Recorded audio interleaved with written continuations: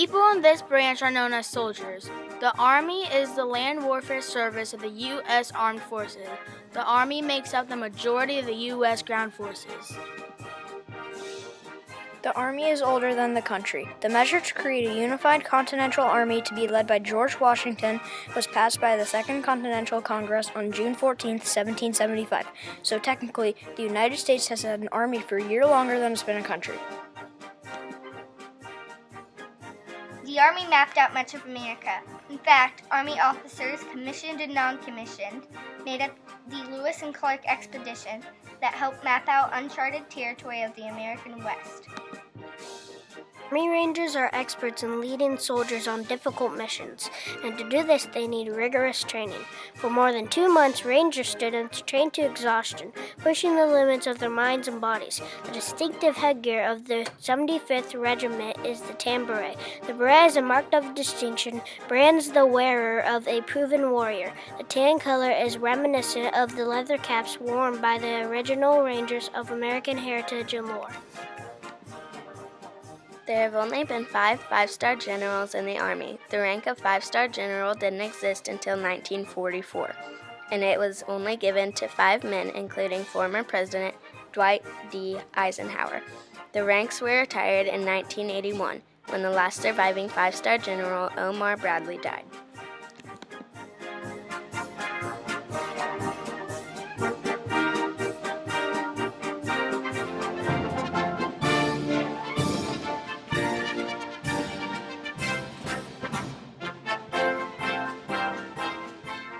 People in this branch are known as Marines. They are known for protecting embassies, ships, and nuclear threats.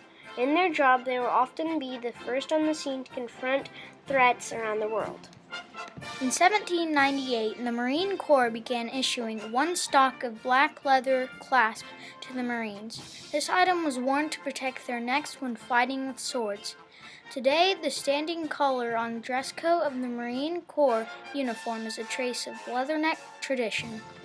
A Marine named John Glenn became the first American to orbit the Earth. Glenn quickly shattered his own record and circled the Earth twice more. After the first orbit, there was a mechanical problem with the automatic control system. In true Marine fashion, Glenn assumed manual control of the craft for the final 2 revolutions of the mission. During his orbit, he was traveling at speeds greater than 17,000 miles per hour. Their powerful motto is Semper Fidelis, Latin for always faithful.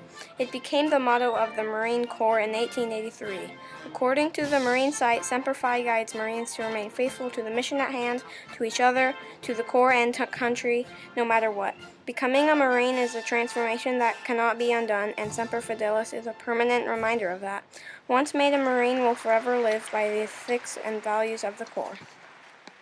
One of the most iconic and recognizable emblems of any military force is that of the Marines. Their emblem is simple but bold, and as with most things associated with the Marines, has a rich history.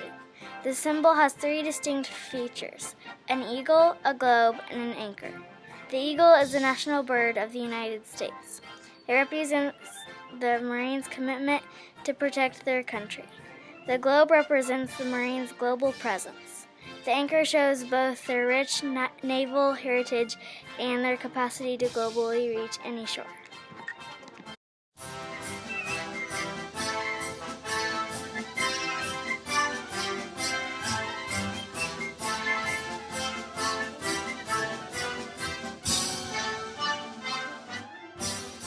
People in this branch are called sailors. They are known for patrolling the oceans, and in this job they maintain, train, and equip combat-ready naval forces capable of winning wars, deterring aggression, and maintaining the freedom of the seas.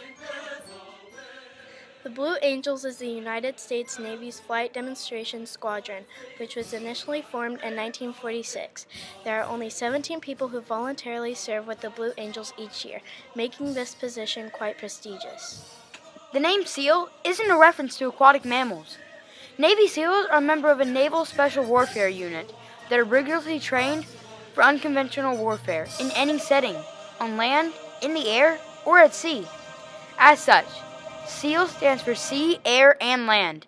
Despite accounting for less than 1% of all U.S. Navy personnel, Navy SEALs are so highly trained that their efforts to make such a huge strategic impact, so much so that most of their training and operations are highly secretive.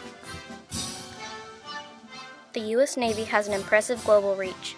The U.S. Navy operates in nearly every major body of water around the globe: the Pacific, Atlantic, and Indian Oceans, as well as the Mediterranean Sea, the Persian Gulf, and the Horn of Africa. Additionally, the U.S. Navy also deploys ships to Europe, Japan, and the Persian Gulf. Most attack submarines in the U.S. Navy are 33 feet wide and about the length of a football field.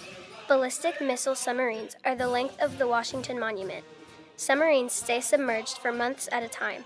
There are no windows, there is no night and day, you have 15 square feet of living space and no privacy, and there is a nuclear reactor right behind you.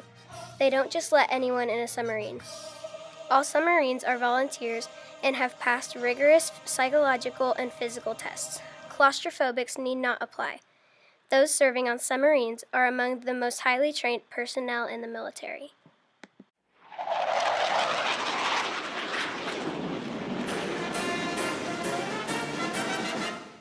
People in this branch are called airmen, even the women. They are known for protecting the skies, space, and cyber threats. They are responsible for missile security, defending air bases around the globe, law enforcement on those bases, combat arms, and handling military working dogs. A roof stomp is an Air Force tradition where airmen welcome a new commander or celebrate a special occasion by climbing up on the commander's roof and making noise while others are banging on the doors and windows.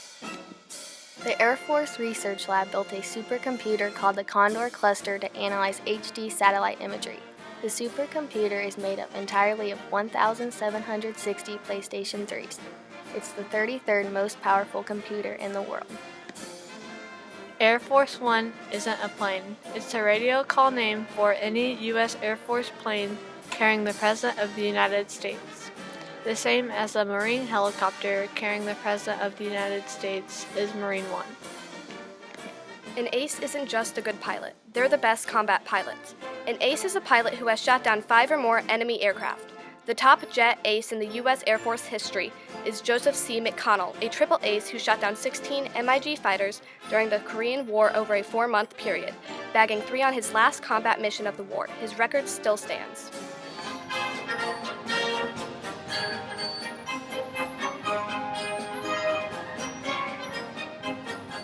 People in this branch are called sailors or guardsmen. They are known for protecting the shore and keeping us safe all across the world. The Coast Guard's organization parallels that of the U.S. Navy, and Coast Guard ranks and ratings are identical to those of the Navy. The two services and uniforms are also similar. The USCG is headed by a Coast Guard admiral who is appointed by the President. Being a Coast Guard rescue swimmer requires you to excel in one of the most stressful environments on Earth, heavy seas.